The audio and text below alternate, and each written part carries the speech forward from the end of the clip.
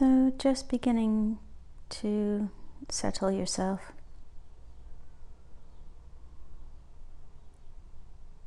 Finding a way to lie back comfortably.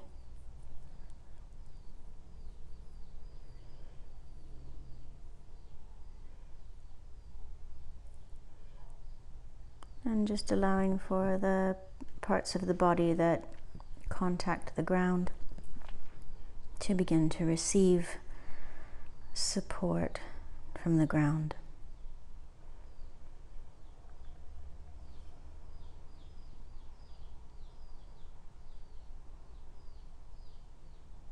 Noticing what feels comfortable and what feels uncomfortable. And so if you need to shift or move or adjust clothing or a blanket or whatever it is to make yourself more comfortable, then do that.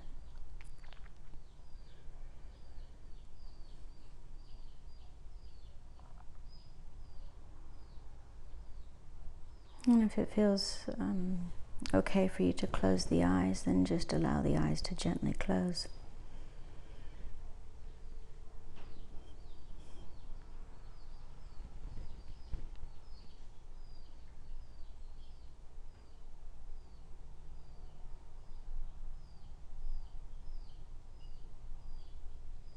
And beginning to notice the movement of your own breath.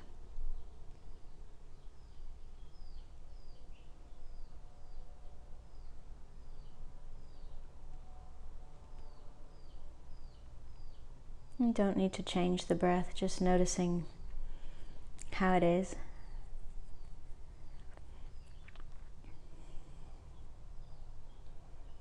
Noticing, for instance, its tempo.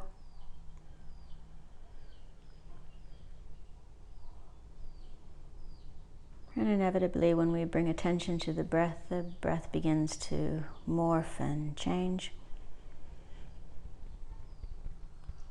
Just allowing this to happen as well. So we're just bringing our attention to this body breathing.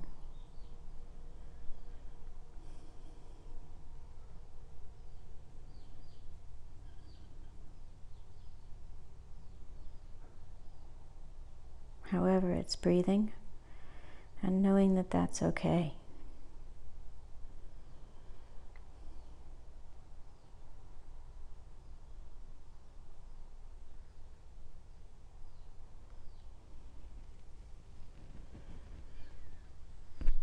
So this is a bedtime story. Just to be absorbed while you take rest. It's a story by a woman named Rachel Remen, and it's out of her book called My Grandfather's Blessings. And the story is called Finding New Eyes.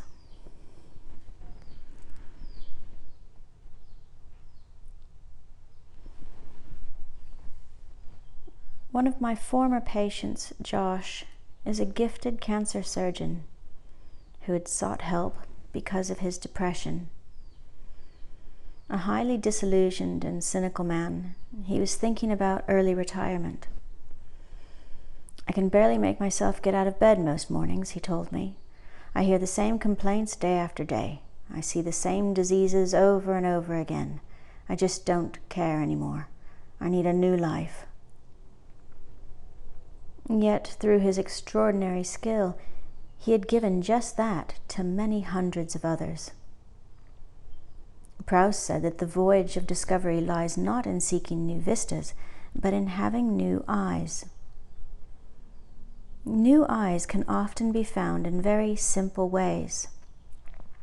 Drawing on the work of Angelus Arian, the author of The Fourfold Way, I often suggest to people like Josh that they review the events of their day for 15 minutes every evening, asking themselves 3 questions and writing down the answers to these questions in a journal. The 3 questions are: What surprised me today? What moved or touched me today? What inspired me today? Often these are busy people, and I tell them that they do not need to write a great deal. The key thing is in reliving their day from a new perspective and not the amount that they write about it. I asked Josh if he'd like to try this as an experiment. He was dubious. It's less expensive than Prozac, I told him. He laughed and agreed to try. I was not surprised to hear from him in a few days. He sounded irritated on the phone. "Rachel," he said, "I've done this for 3 days now, and the answer is always the same. Nothing, nothing, and nothing. I don't like to fail at things. Is there a trick to this?" I laughed. "Perhaps you are still looking at your life in old ways," I told him. "Try looking at people around you as if you were a novelist, or a journalist, or maybe a poet. Look for the stories." There was a brief silence. "Right," he said. I sighed, but he did not call me back. Josh did not mention the journal again for several weeks. Our sessions mainly focused on relieving some of his stress and reducing his workload a bit. He seemed to be getting better, and I was optimistic. And then, 6 weeks after his phone call, he came in with a little bound book and began to tell me about what he thought was actually helping him. He had trouble with the journal at the beginning and had wondered how he'd been so busy and living such an empty life. But slowly he'd begun to find some answers to the 3 questions. He opened the journal and began to read some of them to me. At first, the most surprising thing in a day was that a cancer had grown or shrunk 2 or 3 millimeters. And the most inspiring thing was that a new or experimental drug had begun to work. But gradually, he'd begun to see more deeply. Eventually, he saw people who had found their way through great pain and darkness by following a thread of love.